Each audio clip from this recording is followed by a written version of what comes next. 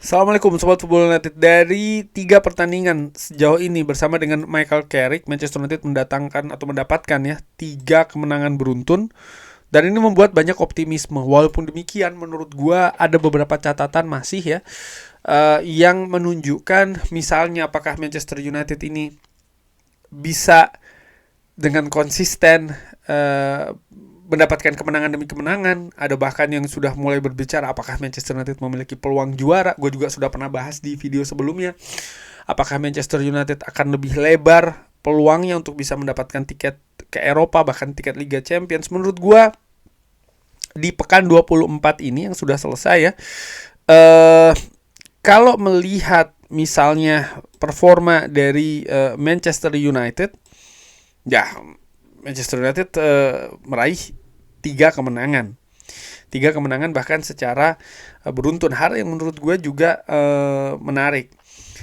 Tapi tidak lantas bahwa menyebutkan Manchester United lalu memiliki peluang yang besar untuk ataupun juga kepastian bahkan ya untuk bisa mendapatkan tiket Liga Champions atau bahkan lebih dari itu, membahas terkait dengan peluang menjadi juara dan lain-lain. Karena ada hal-hal yang positif tentu saja yang gue lihat dari Manchester United bersama dengan Michael Carrick ya. Tapi di sisi lain juga gue melihat ada hal-hal yang masih mengkhawatirkan. Dan hal-hal yang positif dulu misalnya ya, bagaimana kemampuan Manchester United untuk mencetak gol. Ini luar biasa menurut gue. Karena ya Manchester United bisa mencetak gol di pertandingan-pertandingan sulit, pertandingan-pertandingan menghadapi tim yang susah menurut gue ya, seperti kayak Manchester City ataupun juga menghadapi tim seperti kayak Arsenal di kandang mereka sendiri. Tapi Manchester United ini mampu mencari solusi untuk bisa mencetak gol. Kalau gue lihat Manchester United dari 3 pertandingan terakhir bersama dengan Michael Carrick, mereka mencetak 8 gol. Jadi rata-rata per pertandingan ini 2 gol lebih. Angka yang luar biasa menurut gue ya dari yang Manchester United lakukan. Tapi di sisi lain bagaimana gol-gol tersebut tercipta ini juga menunjukkan faktor positif lainnya menurut gue. Ketika menghadapi Arsenal, ketika menghadapi Fulham, Manchester United tidak panik dengan tekanan. Ketika misalnya tim lawan berhasil mencari solusi untuk menjebol gawang Manchester United, menyamakan kedudukan, Manchester United tetap dengan karakter yang kokoh, tetap dengan keinginan yang teguh katakanlah seperti itu untuk mencari kemenangan. Dan mereka masih mencari hal itu ya. Mereka tidak lantas luntur mentalnya, karena ada banyak pertandingan-pertandingan di Premier League termasuk juga Manchester United misalnya ketika mereka unggul lalu tim lawan berhasil menyamakan kedudukan, sering sekali bergulir justru yang menyamakan kedudukan akhirnya yang mendapatkan kemenangan karena mereka sedang memiliki momentum mereka sedang positif. Dan itu juga berkali-kali menurut gue dialami oleh Manchester United, tapi tidak dengan 2 pertandingan terakhir ketika menghadapi Arsenal dan juga menghadapi Fulham. Ada hal yang hampir sama ya, di mana Manchester United unggul dulu. Oke, ketika menghadapi Arsenal sempat tertinggal, tapi ada periode di mana Manchester United berhasil unggul dulu, lalu berusaha untuk memegang keunggulan tersebut, tapi akhirnya berhasil disamakan oleh tim lawan. Dan bisa saja pada saat itu akhirnya lepas ya kan, tapi justru Manchester United yang berhasil mendapatkan kemenangan. Jadi menurut gue karakter ini juga menjadi faktor positif ya. Gue juga melihat faktor positif lainnya, para pemain nampak lebih enjoy, lebih lepas dalam bermain dengan sistem yang baru lagi menurut gue, yang berbeda dengan yang dibawa oleh Ruben Amorim. Tentu saja mereka nampaknya lebih nyaman, dan sebenarnya ini kan make sense ya, karena kalau dilihat pemain-pemain ini sebelumnya pun juga bermain dengan sistem yang kurang lebih sama ya kan. Jadi dengan situasi yang mereka balik lagi, mereka bermain di posisi-posisi terbaiknya, gue bisa katakan demikian secara garis besar misalnya. Dan ini membawa hal yang positif. Tapi di sisi lain, ya ada juga hal-hal negatif menurut gue yang terjadi. Ketika menghadapi Fulham misalnya, di babak pertama Manchester United nampak kesulitan untuk bisa menembus pertahanan Fulham. Gue melihat Manchester United dalam mengambil inisiatif pertandingan ya, dan ketika peluang itu terbuka lebar, misalnya mereka seharusnya bisa tampil lebih agresif, mereka bisa lebih menguasai jalannya pertandingan, misalnya dalam berkreasi pun juga seperti itu tidak mereka lakukan. Kalau melihat misalnya ketika Manchester United menghadapi Arsenal di London di babak pertama kurang lebih juga seperti itu. Manchester United bertahan dengan gagah, tapi ketika mereka ingin melakukan transisi yang cepat, mereka kalah agresif menurut gue. Jadi agresivitas ini tidak bisa ditunjukkan secara konsisten. Dan ini menjadi PR bagi Michael Carrick. Ya, kita tidak bisa hanya terlena dengan kemenangan, karena ternyata memang masih banyak kelemahan-kelemahan menurut gue, yang justru kalau ini tidak diperbaiki akan bisa membawa kesulitan bagi Manchester United.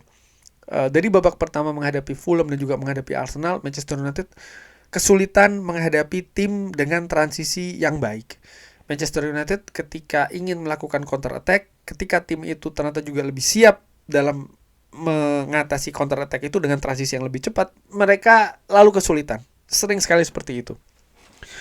Lalu ya kalau melihat dari angka kebobolan 4 gol di 2 pertandingan, ini bukan angka yang bagus sebenarnya ya. Manchester United masih sering membuat kecerobohan menurut gue di lini belakang. Dan di Premier League, terutama ketika kita berbicara terkait dengan fase kedua, di mana ini akan semakin menentukan, kesalahan-kesalahan kecil bisa berakibat fatal. Gue melihat bagaimana misalnya lini belakang Manchester United di gol kedua dari Fulham. Mereka nampak tidak siap dengan aksi-aksi individu dari para pemain lawan. Dan kebetulan memang pada saat itu pemain lawan memiliki kemampuan individu yang juga bagus ya. Dan bukan hanya dalam misalnya melakukan penetrasi, juga melakukan eksekusi. Dan itu yang membuat Manchester United kesulitan menurut gue. Dan ini misalnya hampir sama ketika mungkin Sobat Football United ingat ketika menghadapi Aston Villa. Manchester United juga kebobolan dengan cara yang kurang lebih hampir sama. Dan kalau diperpanjang lagi, memang Manchester United konsentrasi lini belakang musim ini masih sering lepas dalam momentum-momentum penting, bahkan ya mereka sering sekali lepas fokusnya, dan itu sering sekali berakibat fatal. Sampai dengan sejauh ini Manchester United kalau gue lihat ya di papan klasemen ini kebobolan 36 gol. Tentu saja ini tidak mungkin tidak menggambarkan bagaimana dengan Michael Carrick, tapi paling tidak ya permasalahan di musim ini masih sama, yaitu adalah lini belakang. Dari 36 gol itu, bahkan jika dibandingkan dengan tim-tim yang ada di 10 besar, Manchester United yang paling terbanyak kebobolan 36. Setelahnya Fulham ya 35 gol. Lalu 36 gol bahkan jika dibandingkan dengan Nottingham Forest yang berada di peringkat ke-17, Manchester United masih kebobolan lebih banyak. Nottingham Forest kebobolan 35 gol, Manchester United kebobolan 36 gol. Jadi terlihat memang lini belakang dari Manchester United. Karena menurut gua kalau memang Manchester United ingin berlaju lebih kencang lagi, lebih bisa mengamankan Liga Champions misalnya ya, tiket Eropa, atau bahkan ingin finish di peringkat yang lebih tinggi lagi, ya Manchester United tidak bisa hanya mengandalkan lini depan saja. Artinya kemampuan dalam mencetak gol, karena situasi ketika menghadapi Fulham bahkan sudah sempat unggul 2-0 dulu. Artinya kemampuan mencetak gol itu bagus, dengan berbagai kesulitan yang ada bisa mencari solusinya dan bisa mencetak 2 gol. Tapi di sisi lain Manchester United kebobolan 2 gol juga kan ya. Ya ada gol ketiga setelahnya, kita tahu hal tersebut, tapi bisa saja hal ini kan berakibat lain. Misalnya kalau saja injury time tidak selama itu, tidak ada kesempatan yang lebih lebar misalnya untuk mencetak gol kembali atau hal-hal lain yang menurut gue juga akan merubah jalannya pertandingan dan juga hasil. Dan menurut gue lini belakang tetap harus menjadi perhatian, dan harus menjadi perhatian betul, karena saat ini terlihat Manchester United ini memiliki angka kebobolan yang sangat tinggi sekali. Bahkan kalau gue bandingkan ya dari 3 pertandingan terakhir, karena ya 3 pertandingan terakhir bersama dengan Michael Carrick, Manchester United kebobolan 4 gol. Ya jika dibandingkan dengan Bournemouth misalnya kebobolan 3 gol, Everton kebobolan 2 gol, Aston Villa kebobolan 2 gol. Kalau dibandingkan tim-tim yang lain misalnya seperti kayak Chelsea kebobolan 3 gol ya, Arsenal juga kebobolan 3 gol, Manchester United ini angkanya sedikit lebih tinggi ya kan, angka kebobolannya dibandingkan dengan tim-tim yang tadi gue sebutkan. Walaupun ya sekali lagi lini depan Manchester United bisa nih bekerja dengan baik, tapi tetap menurut gue ini hal yang harus diperbaiki ke depannya.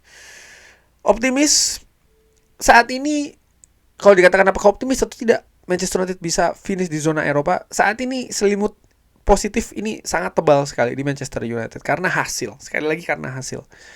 Tapi kalau menurut gua, kita lihat agak lebih detail lagi dari pertandingan-pertandingan menghadapi Manchester City, menghadapi Arsenal, menghadapi Fulham, ada banyak rongga, ada banyak hal-hal yang tetap harus diperbaiki.